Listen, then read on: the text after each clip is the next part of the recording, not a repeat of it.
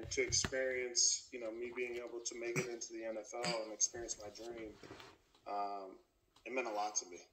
And, I never took that lightly. That's awesome. Lane, you went 4th overall in 2013. I remember people talking that time that Chip was going to go with Deion Jordan from Oregon. He went the pick before to Miami. I mean, did you know that the Eagles were a strong possibility? Yeah, I knew that, I liked meeting with him. I liked Coach Salin a lot. He came to work me out personally back home. And then, really, I thought I was either going to Miami or the Eagles. That was my kind of hunch. And whenever the Miami was up, my agent shook my hand. Here we go to Miami, and then they picked Deion. And then the next pick, it was in. Man, to be honest, whenever they called, I can't even. It was so loud, I couldn't tell you who was on the phone. It was all kind of raspy and blurry, but I know I was happy. Guys, we all forget that you're only 21, 22 years old at that time. You're getting prepared for your job interview. It's called the NFL Combine. We didn't have traditional combines here in the last couple of years. In fact, no combine. I mean, what was the process like, Lane, for you going through all of that? Any weird questions you heard?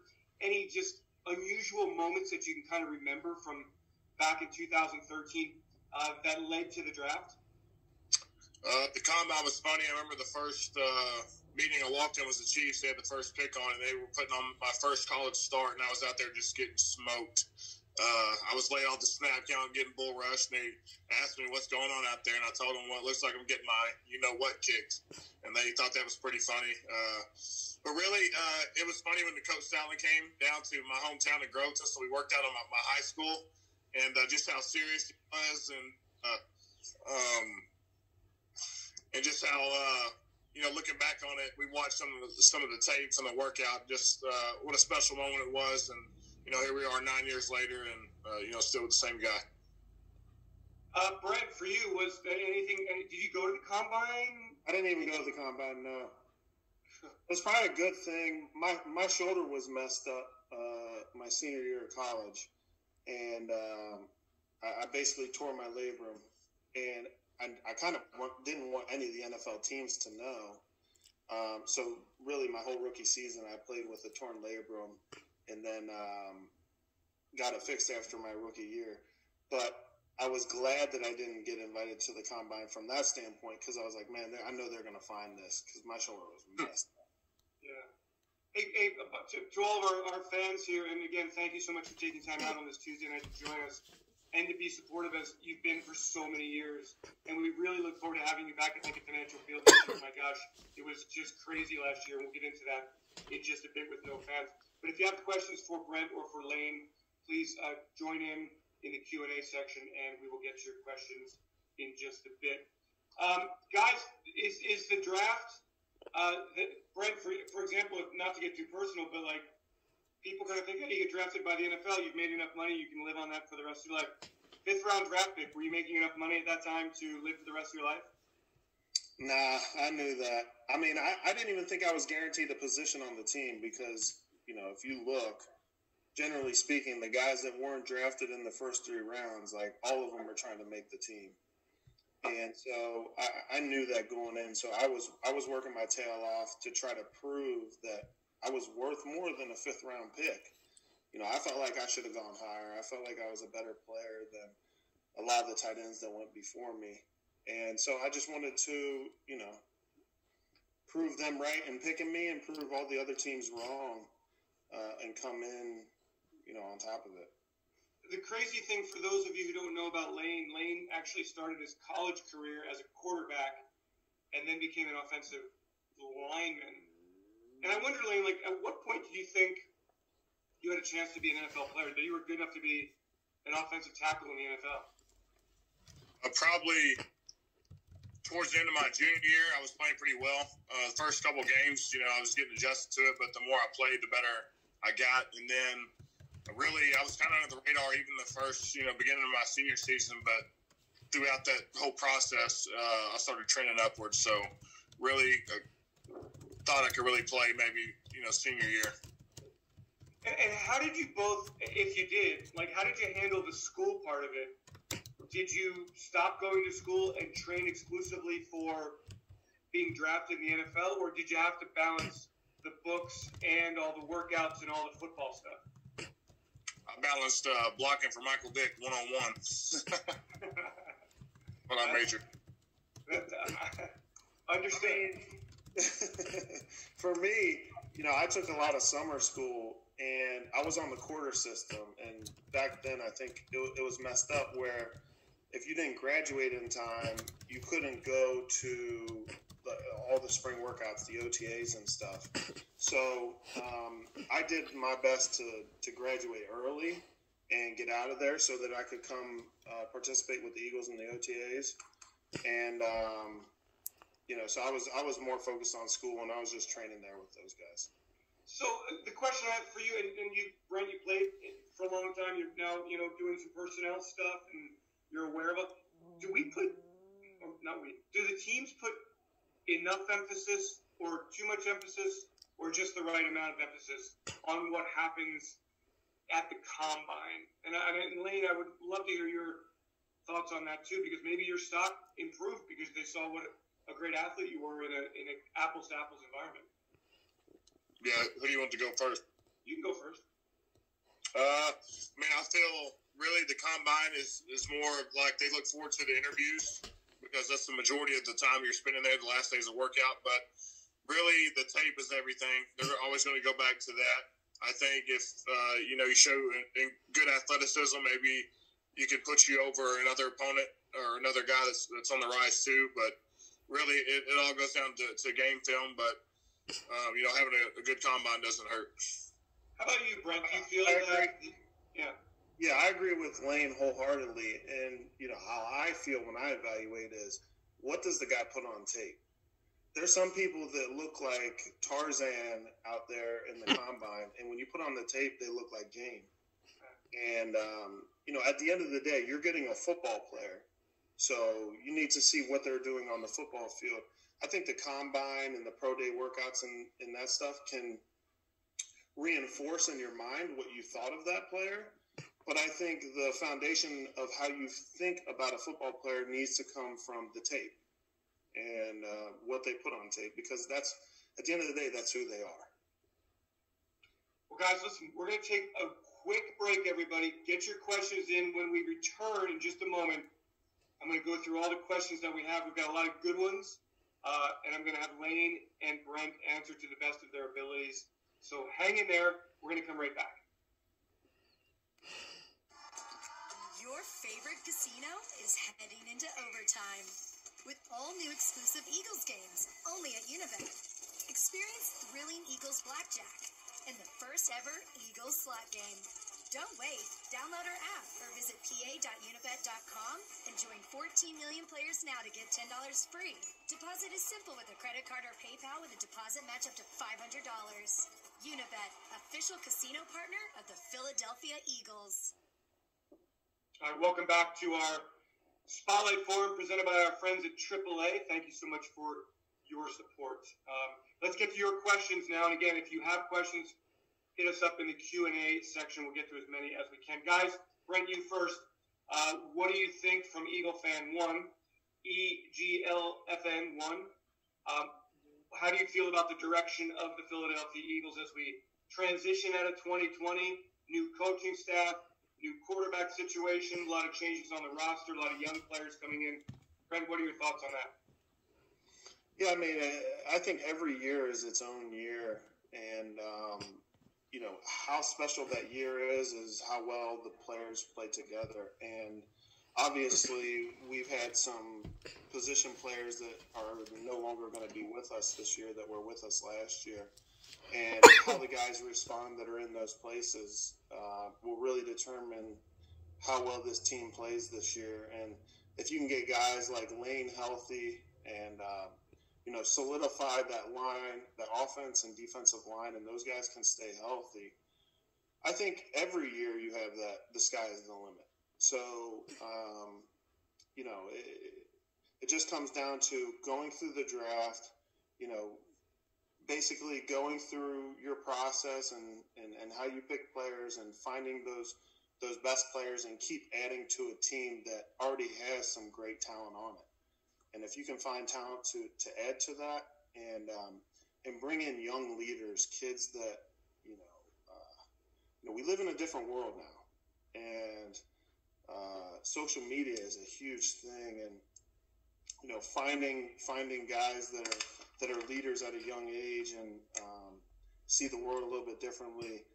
Finding those guys and bringing in Philly guys is a key for us, because we as an organization, we always need those guys. We need the guys like Lane Johnson that when they're hurt, they're finding any and every possible way to get back out on the field, because they know what it means to all the fans and to the people of the organization and all the people that care.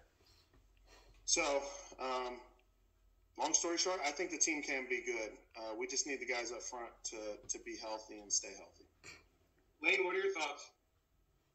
Well, last year was unacceptable, I think, by everybody's standards. I think new coaching staff, everybody's eager. I think they're putting things in place right now. We just got notified that I guess we're starting the 19th, so we got to get the playbook down and get familiar with the coaching staff. But really, like Brent said, in the draft, you want guys coming in that are going to be a positive influence on the team, on the field, but as well as in the locker. And really, with our team, if we can stay more healthy, I think we'll be better. I mean, a lot of it starts up front, but really, I know we're just excited. There's a lot of new people in the building, but the energy is where it needs to be, and I know everybody's excited. Okay, good stuff. That leads to a question about health, and Steven Silva wants to say thank you for winning the Super Bowl, and Brent, thanks for retiring an Eagle and not going to Detroit. Lane, thank you for being an Eagle and the best right tackle in the game. What about the sports science stuff? Is that not as prevalent? Like, what? I guess for you, Lane, like, how do you explain all the injuries? Well, sometimes it's physics involved. You get another guy falling on your ankle when you're playing it with somebody. It doesn't matter what you do. And then there's other times where there's nobody engaged with you. Sometimes the guy's running and just stuff happens. That could be a training failure. But a lot of my injuries have been just from football, so the actual game. But really, moving forward, taking some advice from Brent Selleck, getting these ankles right is doing a lot of jump rope like the boxers. You want to be quick on your toes, so I can redirect my pass set, or if I'm I got to bury somebody with my tight end, I got my feet right. Okay. Christian would like to know, Lane, do you expect with the young coaching staff and some young players, a young quarterback, that you will be even more of a leader on the team this year? Yeah, I just want to, if anything, I'll just prove by example, just showing up and working. But really, the young guys, I mean, that's who pushes me. I know when I was coming in, Selleck's a little bit older than me, Todd Harriman's a little bit older than me. I know that I pushed him, and here I am a few years in and got the same thing. So those guys, they motivate me. Hey, guys, first for you, Brent, from Luke. He wants to know, and thanks, Luke, for being a great fan. What's your favorite Super Bowl memory at 4 years later here? Brent, I guess 3 years later, really. Still holding on to some things that are still in your head from that game, from that day, from that night? I mean, there's so many good memories. The parade was just like one of the best memories of my entire life. But I'll tell you this, like, I remember that week very vividly. I don't remember a lot of things in my life that happened in the past. But I do remember that week and the conversations we had as teammates and the practices that we had. I feel like our practices the week of the Super Bowl were so intense and we practiced so hard and we just knew, like, there was no way we were going to lose this game. We were waiting for this game. It wasn't like, oh, the goal was to get to this game. No, the goal was to win this game. And the fact that we did it, just running out on that field after the game was like, man, it's still vivid in my mind today, because that's really, I know what it meant to the people of Philadelphia, what it meant to, the guys on the team. We always talk about the only way you can become a family is if you got rings together, and the only way you can get rings together is if you win a championship. And so the fact that we were able to do it, I don't think I'll ever forget it. Even if I get dementia, I think I'll remember that. We hope that doesn't happen. Lane, do you have great moments that you still think about? Yeah, one of them was, he was talking about the practices. Brent was, couple practices before he went to the Super Bowl. Brent broke us down one time and was like, man, I remember the last time, I guess this is the NFC Championship game to go to the Super Bowl. And he's like, I remember, I think my rookie year, I was saying, we'll be back. And he said 9 years later or whatever, here I am, hoping to get this opportunity. So what I enjoyed about that is that we had the perfect blend of veteran leadership and the perfect blend of youth to, push us forward. But mine was seeing the guys that have been there forever, Brent, Torrey Smith, the guys that have been in the league, Chris Long, all those guys just win it. That's what, really for those guys. Seeing those guys right after the game, right after it happened, I still get flashbacks. So it was a lot. Lane, Jennifer Lynn wants to know, is that Macho Man on your shirt? Yeah, it's Macho Man. He's just sitting on the clock. He's trying to get some alone time. So. Okay, and we've got a lot of questions about who the Eagles are going to draft and what. Lane, do you I know the answer, but just so fans know, do you know who the Eagles are going to draft? We have no clue. Yeah. We have no clue. Yeah. So, I mean, really, the truth is that 3 or 4 people really know, and you still don't really know until you're on the clock who the Eagles are going to draft. But we gave you 6 prospects, and we think that at least a couple of those guys are really strong consideration. Yeah, I think people have the guys to line up, but once that clock starts, it's kind of open season, so you really don't know what's going to happen. Trades can happen, people are on the phone, so really it's a circus come draft time. Brent, Diane, and Gary Rosen want to know, in that 2013 game against Detroit at Lincoln Financial Field that we call the Snow Bowl, when you slid short of the end zone near the end of the game, were you coached to do that, or is that something you did on your own? No, I wasn't coached to do that. That was just something I did on my own. We actually had a similar experience earlier in my career with Brian Westbrook, where he went down before. And I just remember seeing all the guys on the sidelines like, thank you, bro. We don't have to go back out there again. The game is over. And the appreciation for that, I never forgot that. And so, it was easy for me. Either score a touchdown or slide and the game is over. Slide and the game is over, I think, is way cooler. So yeah, it was very cool. Very cool. Very iconic moment. Lane, Michael Valala would like to know, how much have you spoken with or met Coach Sirianni? Met him last week, and we talked for and I enjoyed that conversation. Coach Stout was in there, and we talked a little bit of ball, but really they were getting ready for meetings, so it was kind of brief. But like I said, it starts at the 19th, so everybody will get properly, acquainted in a few weeks. Yeah. Hey, Steve wants to know, Brent, what was your favorite career touchdown? Favorite career touchdown? That's a good question. So I'll probably say the Giants. We had this throwback pass on that Foles threw to me, and the way the ball was coming, it came over my other shoulder, so I had to flip my head and catch it this way. You talking about in front of the right end zone? Yeah. Over that. Over there. That was one. I don't even know how I caught that ball. I didn't think you caught it, but you did. Yeah, but I caught it. So that was probably one of my best. Here we go. Good highlights here. Love seeing that. Yeah. Lane, from Malcolm Wilson, and I'm not sure that, we really know because we haven't been in the NovaCare complex, but, you saw him last year play in the last 4 games. You weren't out there, but how confident is the locker room in Jalen Hurts as the quarterback? And we know that Joe Flacco's here to compete. Jalen's not going to be given the job, but, what are your thoughts on Jalen and moving into year 2, and what's the atmosphere going to be like around him? Yeah, we're very confident. You see a guy that can do a lot of things with his arm, can do things with his legs, so puts the defense on their heels. So we have that in him. One thing about him is that he's a worker and he's a real leader. So a guy that's working his tail off, and really, we're all ready to get back and get started. Don't know if we're doing if it's still voluntary or what's going on. We're doing virtual, but I guess we'll know more shortly. Yeah. Shalonda Collins wants to know, Lane, do you set goals? You set individual goals, and so what are your goals for the upcoming season? One is to win the NFC East. do that, we'll be in the playoffs, and really that's it. Go to the playoffs, and then it's one game at a time. Personal goals, I mean, I'm trying to be the best every year at my position. So if I'm not first team All-Pro, then it's not good enough. So got a lot of work to do. Brent, Sue McDonald would like to know what your current job is with the Eagles. If you could explain just briefly what you're doing with the Eagles. Yeah, I just help kind of in the consulting role. I scout the incoming tight ends and give my report on all the tight ends that are coming into the NFL from college. And then I try to help mentor some of the young guys. Obviously, this past year with COVID going on, it was kind of crazy and didn't really help on that front as much. But hope to help on that front in the future. Okay.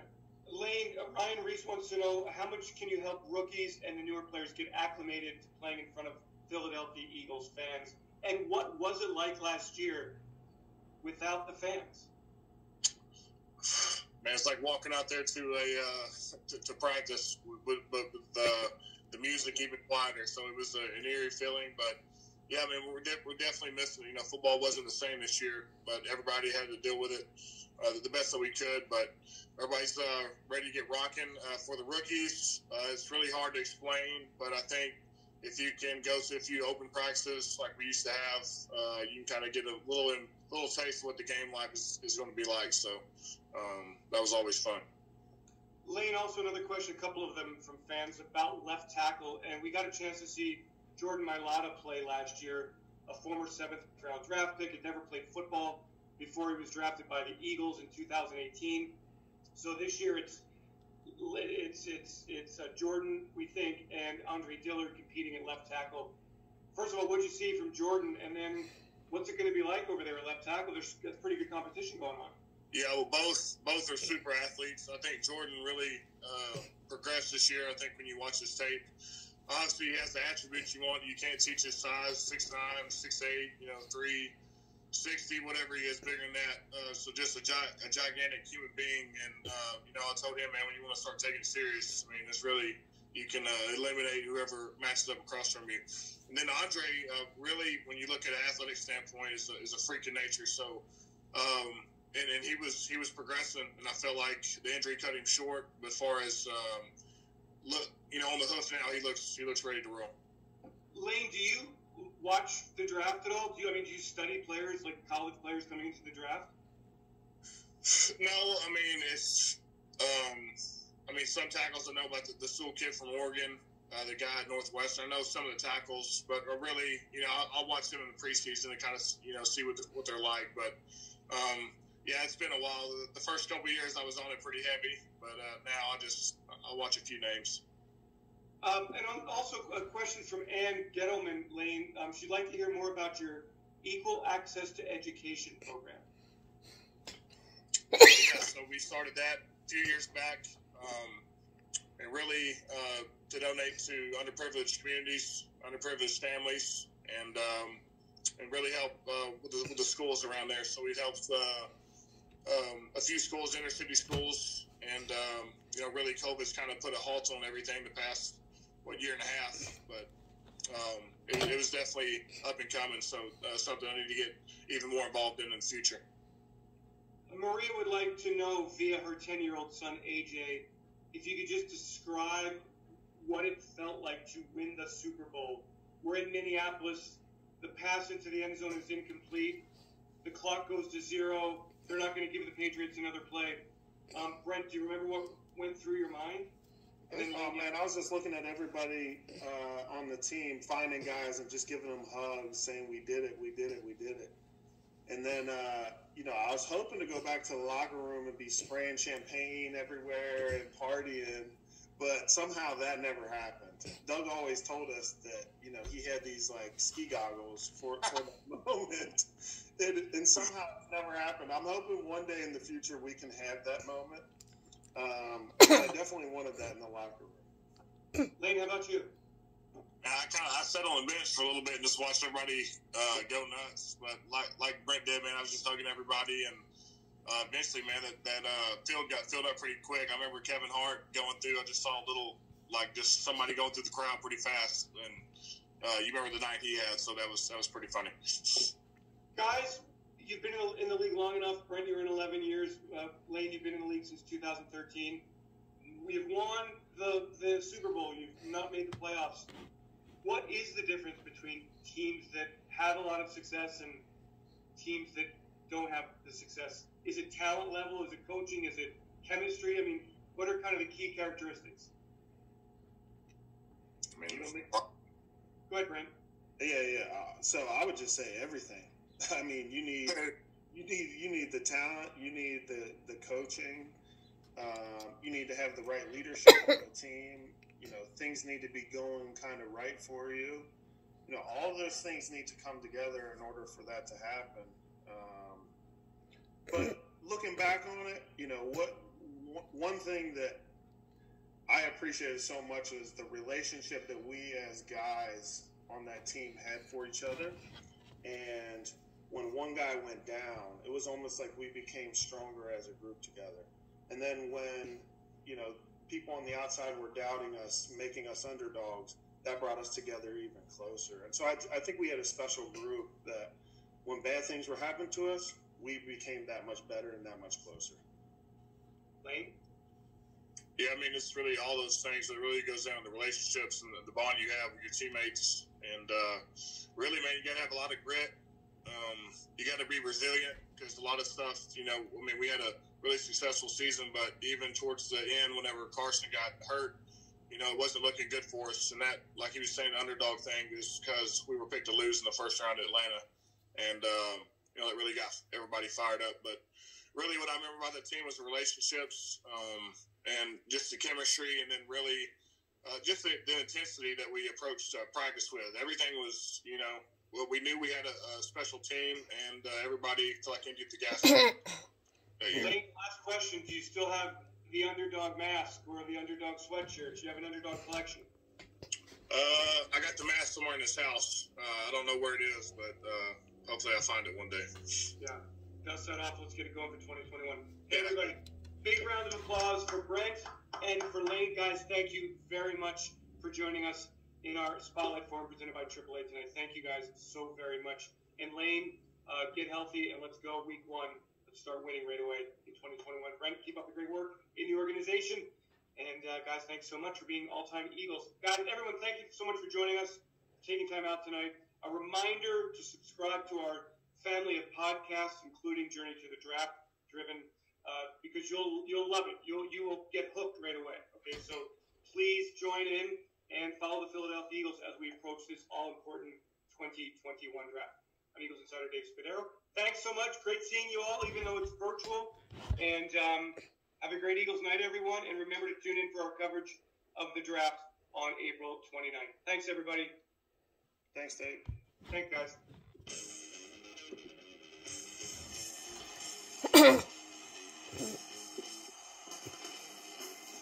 Gets it off to Staley, who breaks a tackle.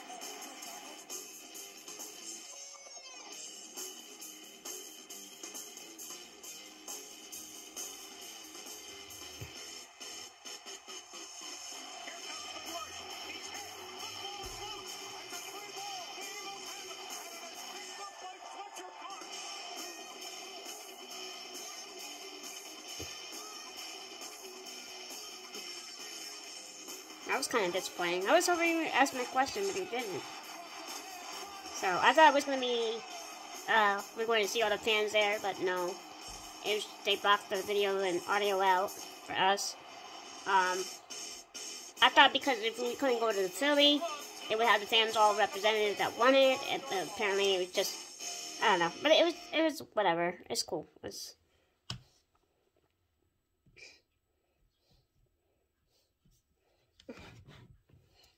Alright, so, yeah, so, apparently, yeah, where's my, man, more eyeshadow, that's other makeup tips, but, yeah, so, at this time, it was kind of disappointing, because I thought, well, all the fans were going to be on the video, and we were going to all get to ask a question, but we weren't on video. They didn't have that. They blocked us out near the mics and all that. It's just and only certain fans got questions selected. It was kind of disappointing. Whatever, what it is. But I will talk to you all later. Thank you. All right, bye.